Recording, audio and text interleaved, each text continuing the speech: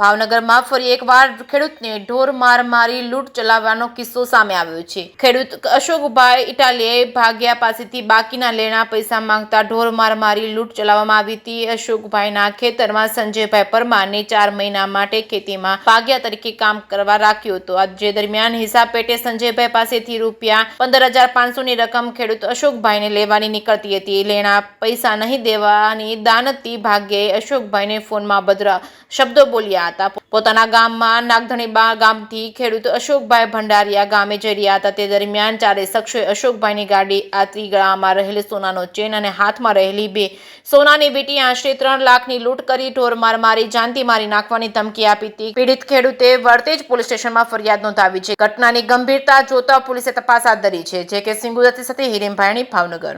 મારું નામ અશોકભાઈ દુલાભાઈ ઇટાલિયા, મારું ગામ નાગધણીબા। હવે આખી મેટર એ ટાઈપની છે કે મારે સંજયભાઈ ગોરધનભાઈ પરમાર એને મેં 4 મહિના પૂરતો ઘઉંમાં ભાગ આપેલો હતો અને ઘઉંનો જે પાકી આવવાના સમયે અમે જે કાંઈ વેચણી થતી હતી એ વેચણી કરી લીધી। પછી જે હિસાબ કરતા મારે એની પાસેથી 15,000 રૂપિયા લેવાના નીકળ્યા, એટલે 15,500 લેવાના નીકળ્યા।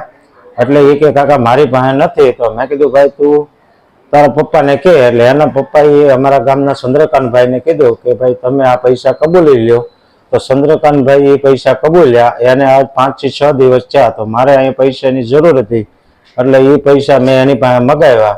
એટલે જે તે સમયે પૈસા કોઈ પણ આપે એટલે સાઇન તો કરાવે જ। એટલે કાળુભાઈને સાઇન કરાવી એટલે કાળુભાઈએ જે એના છોકરાને કીધું હોય તે એ સરસામાં પછી 10 થી 15 મિનિટમાં એના સંજયના ફોન મારામાં શરૂ થઈ ગયા કે મન પડે અસંખ્ય ગાડીઓ, લગભગ 9:30 થી 10ના ગાળામાંથી શરૂ કરી તે 11:30 લગી સતત 50 ફોન કર્યા છે। પણ મારા મેં લગભગ 8-10 રેકોર્ડિંગ કર્યા છે કે જે મીડિયાને દેવાને લાયક જ નથી એવી ભયંકર ગાડીઓ બોલે છે। અને એ છતાંય પછી મેં એવો નિર્ણય લીધો મનોમન કે ભાઈ મારે હવે પોલીસ સ્ટેશન જઈને ફરિયાદ કરવી છે। તો હું એ અરસામાં મારી ગાડી લઈને ભંડારિયા, મારું ગામ નાગધણીબાથી ભંડારિયા જતા રસ્તો 4 કિલોમીટર લાંબો થાય છે। એટલે મેં રસ્તામાં એ લોકોએ આ નહીં પૈસા દેવાના ઉશ્કેરા મારી ઉપર હુમલો કરાવ્યો। અને તમે જોઈ શકો છો કે જો આ મારી માળા હતી એ માળા પણ તોડીને લઈ ગયા છે। મારા હાથમાં 2 વીંટીઓ હતી, આ વીંટીઓના નિશાન પણ તમે જોઈ શકો છો।